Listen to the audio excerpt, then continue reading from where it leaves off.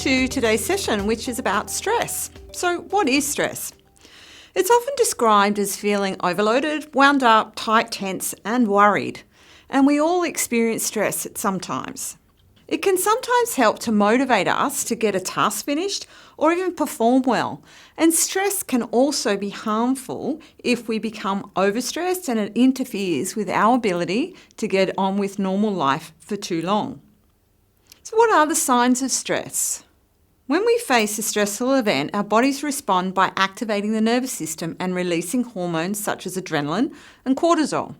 Now, these hormones cause physical changes in the body which help us to react quickly and effectively to get through the stressful situation.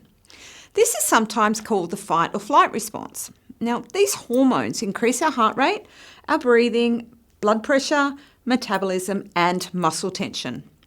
Our pupils dilate and we perspire at an increased rate.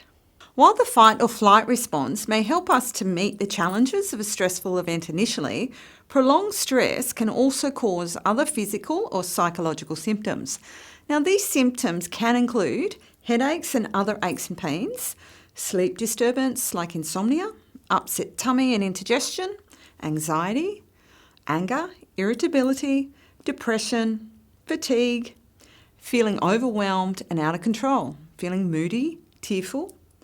Even difficulty concentrating can affect your self-esteem, lack of confidence, high blood pressure, and a weakened immune system as well as heart disease. Like, wow, that's a pretty extensive list. Now, while not all stress is the same, let's look at the different types of stress. So first up is acute stress.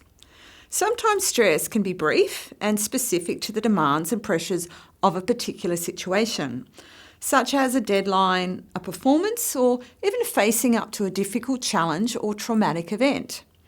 This type of stress often gets called acute stress. Next is episodic acute stress. So some people seem to experience acute stress over and over, and this is sometimes referred to as episodic acute stress. These kinds of repetitive stress episodes may be due to a series of very real stressful challenges, for example, losing a job, developing health problems, followed by difficulties for a child in a school setting. For some people, episodic acute stress is a combination of real challenges and a tendency to operate a little like a stress machine. So some people tend to worry endlessly about bad things that could happen, are frequently in a rush and impatient with too many demands on their time, which can contribute to these episodic stress states. So next is chronic stress. So the third type of stress involves ongoing demands, pressures and worries that seem to go on and on forever with little hope of letting up. Chronic stress is very harmful to people's health and happiness. And even though people can sometimes get used to this chronic stress and may feel they do not notice it so much, it continues to wear people down and has a negative effect on their relationships and health. So let's look at some tips to manage everyday stress. So learning to handle stress in healthy ways is very important, and fortunately it's easy to learn some simple techniques that may help. And these include recognising and changing the behaviours that contribute to stress, as well as techniques for reducing stress once it has occurred. These following tips from the Australian Psychological Society can help you to look after your mind and your body, reducing stress and its impact on your health. So first, early detection of warning signs is very helpful, as your body can tell you when you're getting stressed. Now, these vary from person to person, but might include things like tensing of your jaw, grinding of your teeth, getting headaches, or feeling irritable and short-tempered. Also important are to identify triggers. There are often known triggers which raise our stress levels and make it more difficult for us to manage. And if you know what the likely triggers are for you, you can aim to anticipate them and practice calming yourself down beforehand, or even find ways of just removing the trigger. Now, these triggers might include late nights, deadlines, even seeing particular people, Also, things like hunger and dehydration, or even overtraining in your exercise. So I'd like you to refer to your daily journal entries to identify what yours are. The next thing is to establish routines. So having predictable rhythms and routines in your day or over a week can be very calming and reassuring and can also help you to manage that stress.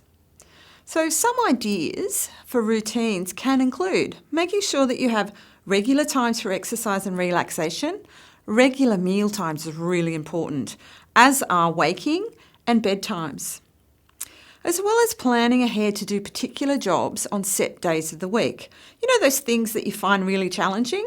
Make those on a day that you're going to find easiest to manage in that week. Another great stress buster is to spend time with people who care. Spending time with people you care about and who care about you is an important part of managing ongoing stress in your life. Spend time with family and friends, especially those that you find uplifting rather than those people who place demands on you. Share your thoughts and feelings with others when the opportunities arise. Really important not to bottle up those feelings as well. And the key thing to do is to look after your health, to make sure you're eating healthy food and getting regular exercise. Take time to do activities that you find calming or uplifting, such as listening to music, walking, or even dancing. It's really important too to avoid using alcohol or tobacco or other drugs to try and cope. Another important thing is what's going on up here, your self-talk. When we are stressed, we sometimes say things over and over in our head, and that just adds to our stress. This is really unhelpful self-talk, and it might include things like, I can't cope, or I'm too busy, or I'm so tired, or it's just not fair. And while we might think these are fairly truthful descriptions of what's going on, they are not always helpful to repeat and can even make you feel worse. So notice when you are using unhelpful self-talk and instead try saying soothing, calming things to yourself to reduce your levels of stress.